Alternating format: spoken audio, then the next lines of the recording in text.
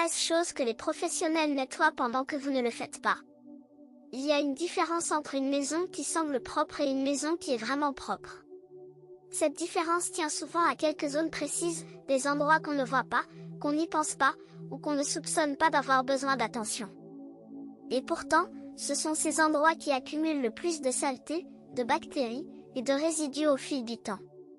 Les professionnels du nettoyage connaissent parfaitement ces zones. Ils y passent systématiquement, à chaque intervention.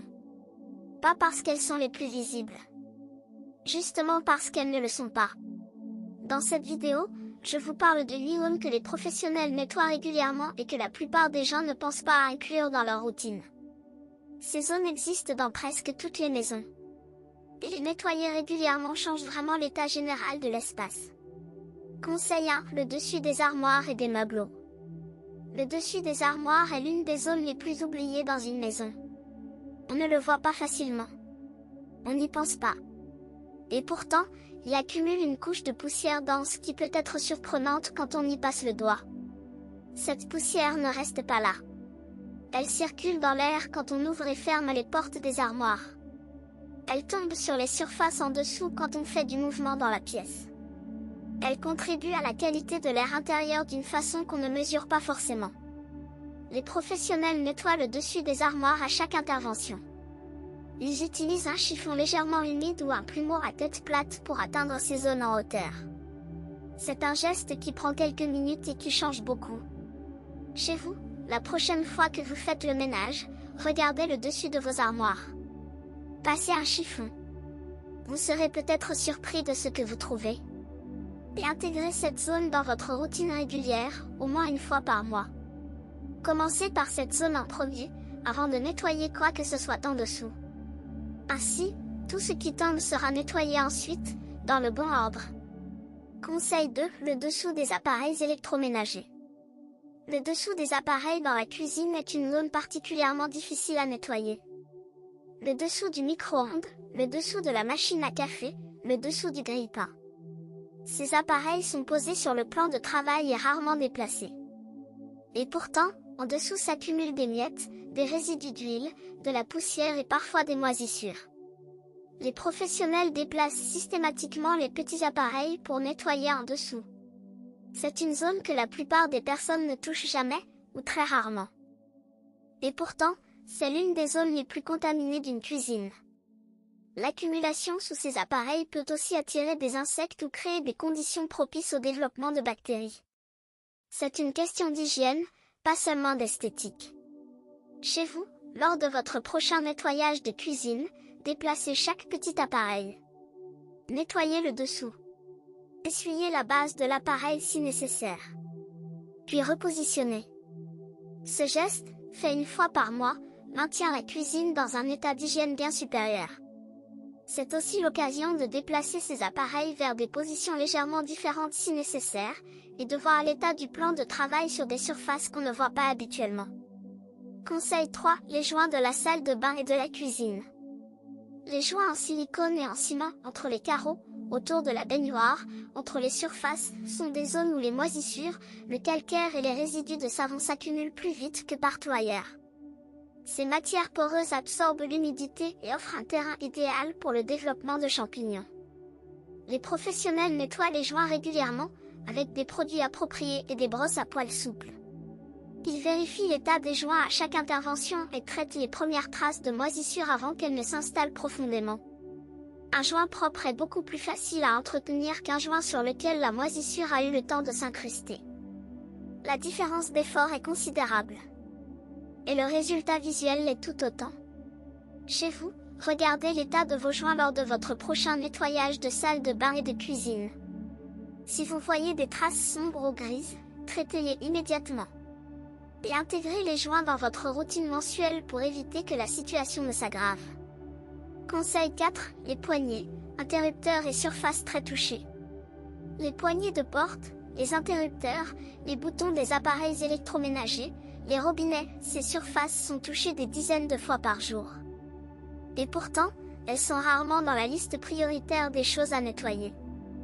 La saleté sur ces surfaces est invisible. Ce n'est pas de la poussière ou des taches visibles. C'est une accumulation de micro-résidus et de bactéries qui se transfèrent à chaque contact. Les professionnels nettoient ces surfaces en tout début de session, avant même de commencer à dépoussiérer ou à passer l'aspirateur. Ils passent un chiffon légèrement humide sur chaque poignée, chaque interrupteur, chaque robinet. Le geste prend quelques minutes pour toute la maison. Chez vous, commencez votre prochain ménage par ces surfaces. Prenez un chiffon propre, légèrement humide, et passez sur chaque poignée, chaque interrupteur, chaque robinet. C'est l'une des choses les plus efficaces qu'on puisse faire pour l'hygiène réelle de la maison, et l'une des moins souvent faites. Si cette vidéo vous a fait réfléchir différemment à quelque chose, partagez-le moi dans les commentaires. Cela me fait vraiment plaisir de le savoir. Conseil 5. Les rideaux de douche et les bords de baignoire. Le rideau de douche est exposé quotidiennement à l'humidité, aux projections d'eau et aux résidus de savon et de shampoing. C'est l'une des surfaces de la salle de bain qui accumule le plus de moisissures et de bactéries. Et pourtant, c'est aussi l'une des moins souvent nettoyées. Les professionnels nettoient les rideaux de douche régulièrement. Pour les rideaux en tissu, un passage régulier en machine suffit. Pour les rideaux en plastique, un nettoyage avec un produit approprié et une brosse est nécessaire pour éliminer les traces de moisissure qui se forment sur les plis. Les bords de la baignoire, là où le rideau touche la surface, sont également une zone où les résidus s'accumulent et où les moisissures s'installent rapidement si on n'y fait pas attention. Chez vous, vérifiez l'état de votre rideau de douche lors de votre prochain nettoyage de salle de bain. Si vous voyez des traces sur les bords ou les plis inférieurs, traitez-les. Et intégrez le nettoyage ou le lavage du rideau dans votre routine mensuelle ou bimensuelle. Conseil 6. L'intérieur du four et les brûleurs de la cuisinière. Le four est l'un des appareils les plus utilisés de la cuisine et l'un des moins souvent nettoyés à l'intérieur. Les projections de graisse, les résidus de cuisson qui brûlent progressivement, les particules qui s'accumulent en fond de four, tout cela forme une couche de saleté qui peut dégager des odeurs à la cuisson et affecter la performance de l'appareil. Les professionnels nettoient l'intérieur du four régulièrement. Pas forcément à chaque semaine, mais au moins une fois par mois. Ils utilisent des produits dégraissants appropriés qu'ils laissent agir avant de nettoyer. Les brûleurs de la cuisinière sont également une zone souvent oubliée. Les résidus de cuisson qui tombent autour et dessous les brûleurs s'accumulent et peuvent devenir difficiles à enlever si on les laisse. Ils peuvent aussi affecter la combustion et être une source de mauvaise odeur. Chez vous, lors de votre prochain nettoyage de cuisine, ouvrez le four et regardez l'état de l'intérieur. Regardez également l'état autour des brûleurs. Traitez ces zones avec le bon produit, en laissant agir avant de nettoyer. Le résultat sera très différent de ce à quoi vous étiez habitué. Conseil 7. Les filtres, aspirateurs, hottes, climatisation. Les filtres sont des éléments essentiels de plusieurs appareils de la maison. L'aspirateur. La hotte de cuisine. La climatisation si vous en avez. Et ces filtres ont besoin d'être nettoyés ou changés régulièrement pour fonctionner correctement et pour maintenir une bonne qualité d'air dans la maison. Un filtre d'aspirateur encombré aspire moins efficacement. Un filtre de hotte saturé de graisse ne filtre plus vraiment les vapeurs de cuisson. Un filtre de climatisation plein de poussière souffle de l'air chargé de particules dans toute la maison. Les professionnels vérifient et nettoient les filtres régulièrement. C'est une étape souvent invisible dans le travail de nettoyage, mais qui a un impact réel et mesurable sur l'efficacité de tous les appareils. Chez vous, vérifiez l'état du filtre de votre aspirateur la prochaine fois que vous l'utilisez. Vérifiez le filtre de votre hotte lors de votre prochain nettoyage de cuisine. Ces gestes prennent quelques minutes et améliorent significativement les performances des appareils. Conseil 8. Les plinthes et les bords du sol. Les plinthes, ces bandes de bois ou de matière plastique qui courent en bas des murs accumulent de la poussière, des toiles d'araignée et des résidus divers qu'on ne voit pas facilement. On nettoie le sol, on nettoie les murs, mais les plinthes sont souvent oubliées. Et pourtant, les plinthes sont à la jonction entre le sol et les murs. C'est là que la poussière et les cheveux s'accumulent le plus. Et quand elles sont grises de poussière, elles donnent une impression générale de maison mal entretenue, même si tout le reste est propre. Les professionnels nettoient les plinthes régulièrement. Pas chaque semaine, mais au moins une fois par mois. Un chiffon légèrement humide passe sur toute la longueur des plaintes dans chaque pièce. Le résultat est immédiatement visible. Chez vous, la prochaine fois que vous faites le ménage d'une pièce, regardez l'état de vos plaintes. Passez un chiffon. Vous verrez immédiatement la différence entre le gris de la poussière accumulée et la couleur originale de la plainte. Et intégrez ce geste dans votre routine mensuelle. Ces 8 zones ont en commun d'être invisibles dans le quotidien et d'être pourtant des zones d'accumulation importantes. Les nettoyer régulièrement ne demande pas beaucoup de temps supplémentaire.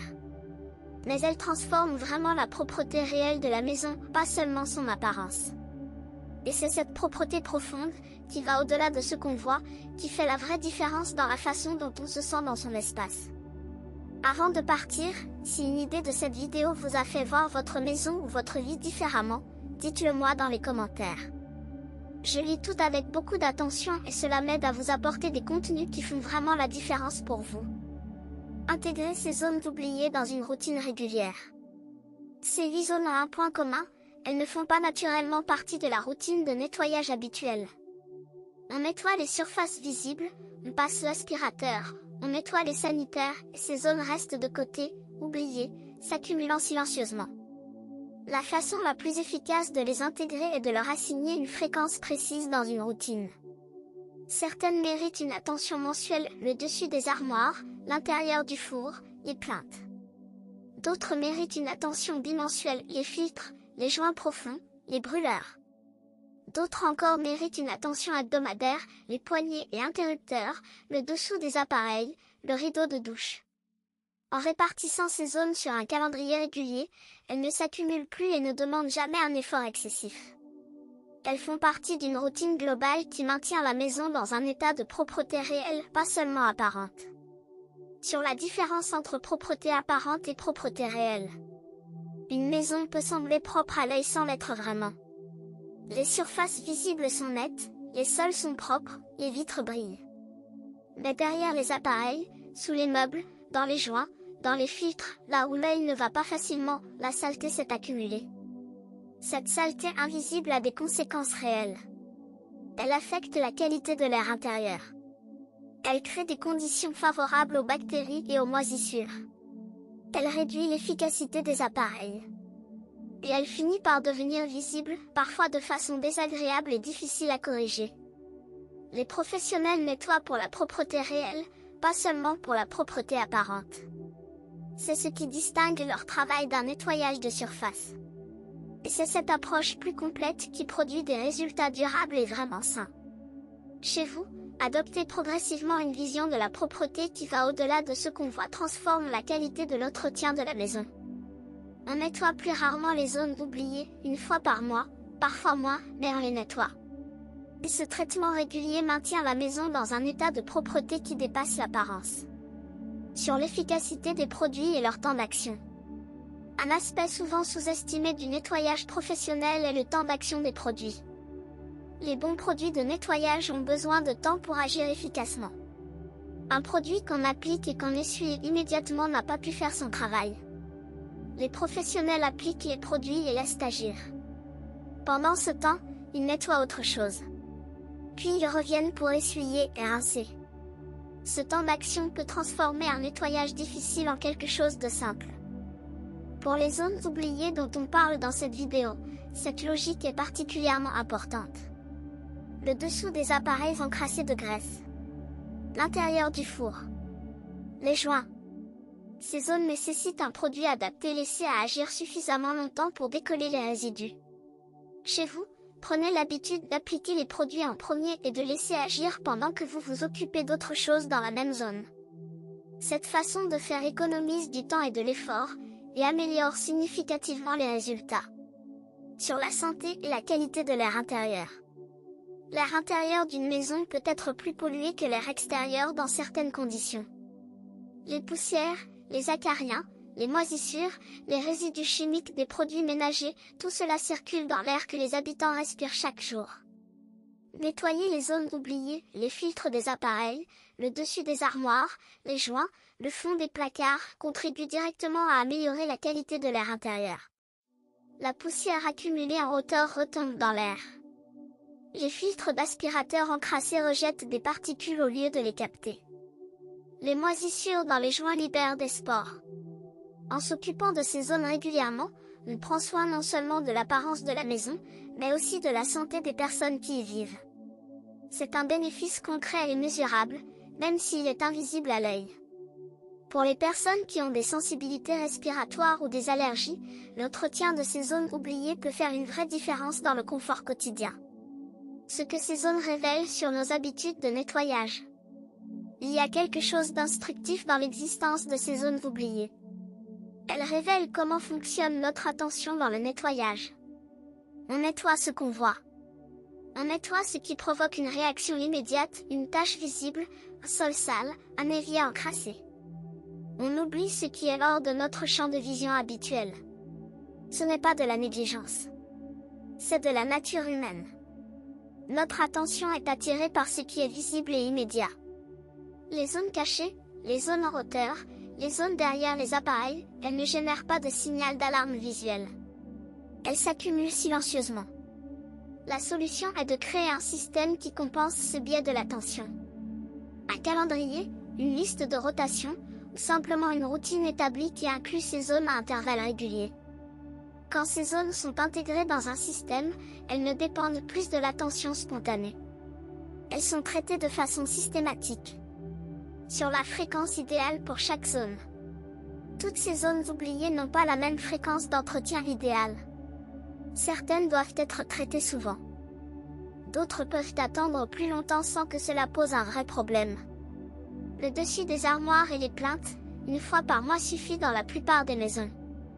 La poussière s'accumule mais lentement, et un nettoyage mensuel empêche l'accumulation de devenir une couche épaisse. Les poignées et interrupteurs, 1 à 2 fois par semaine, intégrés dans la routine de nettoyage régulière. Ces surfaces se contaminent vite à cause de la fréquence d'utilisation. Le dessous des appareils électroménagers, 1 fois par mois est suffisant pour la plupart des appareils. Pour les appareils utilisés fréquemment, la machine à café, le grille-pain, une attention bimensuelle peut être nécessaire. L'intérieur du four, 1 fois par mois dans une utilisation normale. Plus souvent si on l'utilise très fréquemment ou si on fait beaucoup de cuisson à haute température. Les joints de salle de bain, hebdomadaires pour l'entretien de surface, mensuels pour un traitement plus profond si des traces de moisissure commencent à apparaître. Les filtres des appareils, selon les indications des appareils, généralement mensuels pour l'aspirateur et la hotte, trimestriels ou semestriels pour la climatisation. Le rideau de douche, lavage mensuel pour les rideaux en tissu, nettoyage bimensuel pour les rideaux en plastique ou vinyle. Avec ces fréquences comme guide, on peut créer un calendrier de rotation qui fait en sorte que ces zones soient toujours traitées sans qu'on ait besoin d'y penser constamment. Sur l'efficacité du nettoyage en profondeur. Il y a une différence fondamentale entre un nettoyage de surface et un nettoyage en profondeur. Le nettoyage de surface traite ce qui est visible. Il maintient les apparences. Il contribue au confort visuel quotidien. Il est essentiel et nécessaire. Le nettoyage en profondeur traite ce qui n'est pas visible. Il traite les zones oubliées, les accumulations invisibles, les surfaces que l'œil ne va pas chercher naturellement. Il contribue à la propreté réelle et à la qualité de vie à long terme. Les deux sont nécessaires. Et les deux se complètent. Un nettoyage de surface régulier sans nettoyage en profondeur laisse des zones d'accumulation qui finissent par affecter même ce qu'on peut voir. Un nettoyage en profondeur sans nettoyage de surface régulier ne maintient pas le résultat au quotidien. L'idéal est de combiner les deux. Un nettoyage de surface régulier, hebdomadaire, qui maintient l'état visible. Et un nettoyage en profondeur rotatif, mensuel, avec certaines zones plus fréquentes, qui traitent les zones cachées. Cette combinaison est exactement ce que font les professionnels. Et elle est accessible à n'importe qui, avec un peu d'organisation et des habitudes bien établies. Sur la satisfaction du travail complet. Il y a une satisfaction particulière dans le nettoyage complet, celui qui inclut les zones oubliées. Une satisfaction différente du nettoyage de surface, plus profonde, plus durable. Quand on a nettoyé le dessus des armoires, le dessous des appareils, les joints, les plinthes en plus des surfaces habituelles, on ressent quelque chose de différent. On sait que la maison est vraiment propre. Pas seulement en apparence. Vraiment. En profondeur. Et cette certitude change quelque chose dans la façon dont on se sent dans son espace. On n'a pas de zones qui attendent. On n'a pas de conscience diffuse de zones négligées. La maison est propre, complètement, et on peut s'y reposer pleinement. C'est cette satisfaction-là que les professionnels ressentent à la fin d'une bonne intervention. Et c'est cette satisfaction qui est accessible à vous aussi, en incluant progressivement ces zones oubliées dans votre propre routine de nettoyage.